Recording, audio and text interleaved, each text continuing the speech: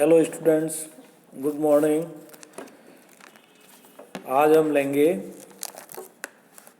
Management में जो planning है उसकी लिमिटेशंस, यानी नियोजन की सीमाएं या बाधाएं क्या है। वैसे नियोजन के आपने लाभ, उसका महत्व, उसकी नीड सब आपने जाना है, पढ़ा है, लेकिन इसकी कुछ लिमिटेशंस हैं।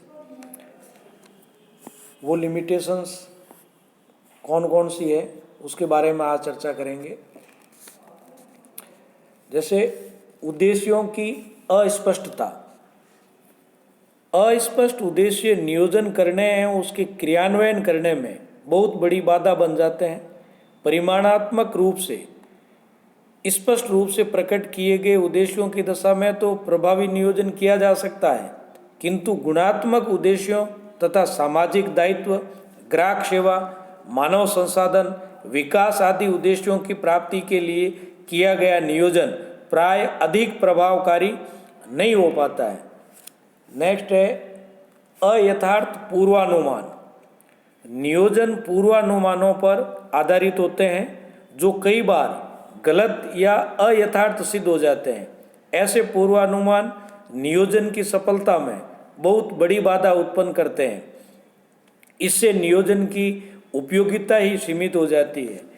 पूर्वानुमानों के गलत या अयथार्थ होने के अनेक कारण होते हैं, जैसे घटनाक्रम में अपेक्षा से अधिक तीव्र या धीमी गति से परिवर्तन, अपर्याप्त या अविश्वसनीय सूचनाएं, पूर्वानुमानकर्ता के ज्ञान एवं अनुभव की सीमा, ये सब उसके ऊपर निर्भर करता है।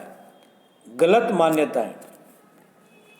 प्रत्येक नियोजन कुछ मान्यताओं पर आधारित होता है। ऐसी मान्यताएं नियोजन की संपूर्ण अवधि के दौरान सही बनी रहनी चाहिए, किंतु कभी कभी वे मान्यताएं समय के परिवर्तन के साथ साथ अमान्य एवं गलत हो जाती है। ऐसी स्थिति में संपूर्ण नियोजन का भाग्य ही अंधकार में हो जाता है और लोग नियोजन को दोष देने लगते हैं। पहलपन की भावना की समाप्ति। इस संबंध में टेरी ने एक जगह लिखा है कि नियोजन कर्मचारियों की पहलपन की भावना का गला घोंट देता है। वास्तव में कभी कभी नियोजन संस्था के सदस्यों में पहलपन की भावना को ही समाप्त कर देता है। ऐसा दो कारणों से हो सकता है, जैसे सभी सदस्यों को नियोजन के ढांचे के भीतर निर्धारित नीतियों, व्यू रचनाओं, प्रक्रियाओं, विधियों, नियमों के भीतर बंद कर कार्य करना पड़ता है। दूसरा, नियोजन में अभिप्रेरणा की समुचित व्यवस्था नहीं होने पर कर्मचारी नियोजन के क्रियान्वयन में रुचि नहीं लेते हैं। उसका परिणाम ये होता है कि संस्था के सदस्य नियोजन की सफलता के प्रति तटस्थ भाव अपनाने लगते हैं। नेक्स्ट है व्यापारिक सोच का अभाव। कुछ प्रबंधकों की सोच बहुत ही पुरातन और कठोर होती है। उसमें व्यवहारिकता का अभाव होता है, जिसके कारण वे अपने कार्यों को एक परंपरागत विधि से ही करने के आदी हो जाते हैं। ये नियोजन की प्रक्रिया को भी परिवर्तनशील परिस्थितियों के अनुरूप नहीं बनाना चाहते। ऐसे में उनके द्वारा बनाई गई योजनाएं केवल कागजी योजनाएं रह जाती है, अतः उससे कोई लाभ नहीं मिलता है और सारा दोष नियोजन के माथे मत दिया जाता है। नेक्स्ट है परिवर्तनों का विरोध। मानव सामान्यतः परिवर्तनों को आसानी से स्वीकार नहीं करता है, वह सामान्यतः उनका विरोध भी करता है। तो नियोजन के कारण भी सामान्यतः विद्यमान प्रबंध व्यवस्था एवं कार्य प्रणाली में परिवर्तन करना पड़ता है। इसके अतिरिक्त संस्था के सदस्यों को अपने दृष्टिकोण में भी परिवर्तन करना पड़ सकता है। कभी कभी तो नियोजनकर्ता स्वयं भी किसी प्रकार का परिवर्तन पसंद नहीं करते हैं। अतः जो व्यक्ति परिवर्तित परिस्थितियों, व्यवस्था, कार्य प्रणाली, दृष्टिकोण आदि का विरोध करते हैं, वे नियोजन का भी विरोध कर देते हैं। ऐसे में नियोजन की सफलता की कल्पना करना भी व्यर्थ हो जाता है। नेक्स्ट है विद्यमान उद्देश्यों एवं योजनाओं की लोचशीलता। कभी कभी विद्यमान उद्देश्य एवं योजनाएं अर्थात नीतियों, कार्यक्रम, कार्यविधियों लोचहीन होती है या हो जाती है, उनमें परिवर्तन करना कठिन ही नहीं असंभव भी हो जाता है, जिसके कारण भावी नियोजन में भी कठिनाइयाँ उत्पन्न होती है। नेक्स्ट है नियोजन क्षमताओं का अभाव। सभी प्रकार का नियोजन एक बौद्धिक प्रक्रिया है, अतः नियोजन करने हेतु वैचारिक, तकनीकी, मानवीय आदि योग्यताओं की आवश्यकताएं पड़ती है, किंतु व्यवहार में सभी प्रबंधक समान रूप से योग्य एवं क्षमतावान नहीं होते हैं, जिस कारण से सभी प्रबंधक व्यापक सोच विचार के साथ नियोजन नहीं कर पाते हैं और वह असफल हो जाते हैं। प्रबंधकों का पक्षपातपूर्ण या पूर्वाग्रह व्यवहार। सभी प्रबंधक सदैव विवेकपूर्ण व्यवहार नहीं करते हैं, वे कभी कभी पक्षपातपूर्ण या पूर्वाग्रह पूर्ण व्यवहार भी करते हैं।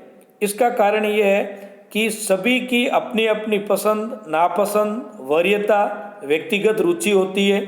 नियोजन पर इन सभी का प्रभाव हुए बिना नहीं रहता है और नियोजन निष्प्रभावी एवं असफल हो जाता है। नेक्स्ट है अन्य क्रियात्मक योजनाओं के साथ समन्वय में कमी।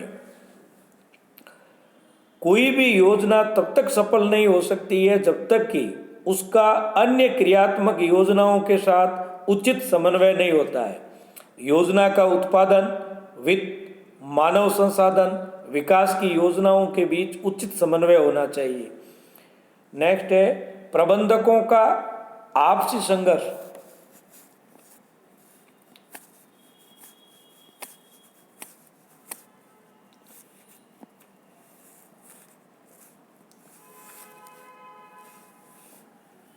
नियोजन में समस्या तब भी उत्पन्न हो जाती है जबकि विभिन्न प्रबंधकों में आपसी संघर्ष उत्पन्न हो जाता है।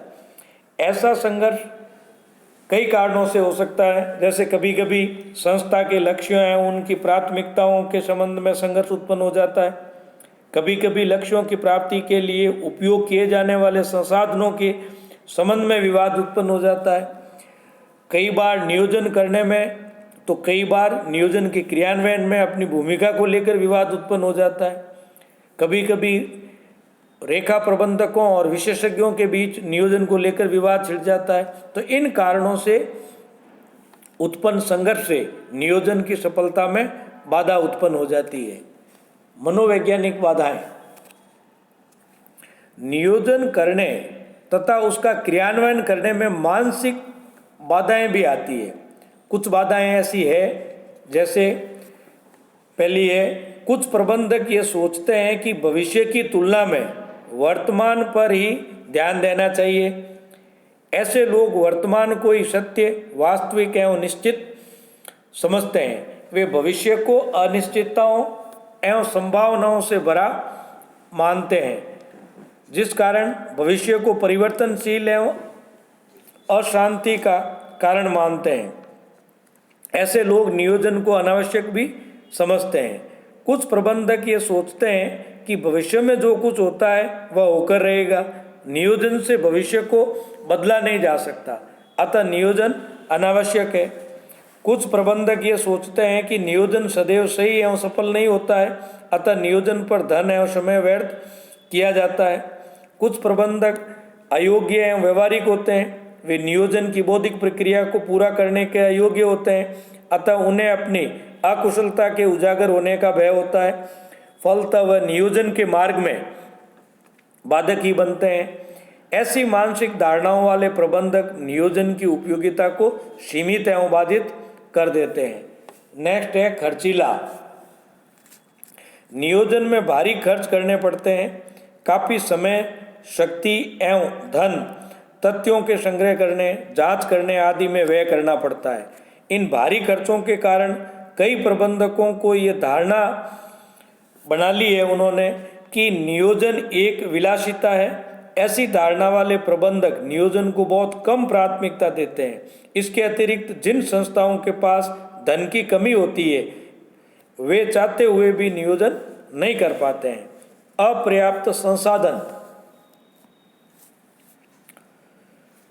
नियोजन के क्रियान्वयन हेतु पर्याप्त संसाधन, चाहे वो भौतिकीय है, वित्तीय है, मानवीय है, सूचनात्मक है, वो साधन उपलब्ध होने चाहिए। अपर्याप्त संसाधनों की दशा में श्रेष्ठतम नियोजन भी सफल नहीं हो पाता है। विनिवेश ढांचा, संस्था के विनिवेश का ढांचा भी भावी नियोजन के लिए बड़ी बाधा बन सकता है। यदि संस्था के कोषों का अधिकांश भाग किसी विशेष प्रकार की स्थायी संपत्तियों, संयंत्रों, मशीनों आदि में निवेश कर दिया गया है, तो उस संस्था को उस लंबे समय तक अपना नियोजन उन्हीं स्थायी संपत्तियों को ध्यान में रखकर ही करना पड़ेगा। वह संस्था चाहकर भी नए क्षेत्रों में नियोजन आसानी से नहीं कर सकेगी। कार्यों में विलंब, नियोजन में समय लगता है और कभी कभी भावी नियोजन से कार्यों में अनावश्यक देरी भी हो जाती है, जिस कारण कभी कभी कई ऐसे अवसरों से हाथ धोना पड़ता है जो शायद भविष्य में कभी उपलब्धि न हो। जब समय सार्थत्व हो तो नियोजन अपना महत्व खो देता है। व्यवसाय में कई अवसर ऐसे आते हैं जबकि शीघ्र निर्णय लेना जरूरी होता है, तो ऐसी स्थिति में नियोजन करना ही असंभव हो जाता है। क्रियान्वयन में कठिनता या कठिनाइयाँ, कई बार योजनाओं के क्रियान्वयन में कठिनाइयाँ आती है। ऐसी कठिनाइयाँ कई कारणों से उत्पन्न हो जाती है, जैसे अनुचित कार्य योजनाओं के कारण, अनुचित नीतियों एवं कार्य विधियों के कारण, योजनाओं के अस्पष्ट होने के कारण, दोषपूर्ण अनुवर्तन एवं नियंत्रण व्यवस्था, इन सब से क्रियान्वयन में कठिनाई आ सकती है। नेक्स्ट है तीव्र एवं अचानक परिवर्तन। आधुनिक वातावरण बहुत ही परिवर्तनशील है। इसमें कई बार बहुत तेज गति से और अचानक परिवर्तन होते रहते हैं। इन परिवर्तनों का निश्चित समय नहीं होने से नियोजन प्रयास सफल नहीं हो पाते हैं, इसलिए इसकी आलोचना की जाती है। आपातकालीन दशाएं, कई बार आपातकालीन दशाएं उत्पन्न हो जाती है और तत्काल कई निर्णय लेने पड़ते हैं। ऐसे में नियोजन का महत्व ही नहीं रह जाता है। नेक्स्ट है बाह्य वातावरण की शक्तियाँ। प्रत्येक संस्था को उसके बाह्य वातावरण की शक्तियाँ प्रभावित करती है, जबकि किसी भी संस्था का सामान्यतः इन शक्तियों पर कोई नियंत्रण नहीं होता है। उदाहरण के लिए राजकीय नियम, नीतियाँ, कानून, भूकंप, अतिवृष्टि, अनावृष्टि, युद्ध, फैशन, मांग एवं तकनीक में परिवर्तन, श्रम आंदोलन, शासन व्यवस्था आदि कुछ ऐसी वातावरण की शक्तियाँ हैं जो सभी संस्थाओं को प्रभावित करती है, किंतु कोई भी अकेली संस्था इन्हें सामान्यतः प्रभावित नहीं कर पाती है। ऐसे में प्रत्येक संस्था का नियोजन इन सभी शक्तियों से प्रभावित अवश्य होता है, किंतु जो प्रबंधक वातावरण के इन घटकों का पूर्वानुमान नहीं लगा सकते हैं तथा उनके अनुरूप नियोजन नहीं कर पाते हैं, उनके नियोजन असफल हो जाते हैं। नेक्स्ट है सुरक्षा की मिथ्य धारणा। कभी कभी व्यापक नियोजन कर लेने के बाद प्रबंधक ये सोचकर निश्चित हो जाते हैं कि वे अब पूर्णतः सुरक्षित हैं। वे ये मिथ्या धारणा पाल लेते हैं कि यदि सभी कार्य योजनाओं के अनुरूप हो गए तो उनकी सफलता निश्चित है। ऐसी धारणा उन्हें अति उत्साही एवं अति आत्मविश्वासी बना देती है। इससे उन्हें कभी कभी भारी हानि उठानी पड़ जाती है और इसका दोष नियोजन के खाते में डाल दिया जाता है। तो ये जो सारे कारण जो बताए गए हैं, इसकी लिमिटेशंस के नियोजन की कुछ लिमिटेशंस है, कुछ सीमाएं हैं या बाधाएं हैं, किंतु इसमें नियोजन का कोई दोष नहीं है, बल्कि ये सभी नियोजन या नियोजनकर्ता की सीमाएं ही है। अगर नियोजनकर्ता अच्छा है, इन सब परिस्थितियों का ध्यान रख करके अगर नियोजन किया जाता है तो वो संस्था के लिए सहायक होता है। और हर व्यक्ति आजकल थोड़ी सावधानी बरत करके ही नियोजन का कार्य करता है। आज के लिए इतना ही, धन्यवाद।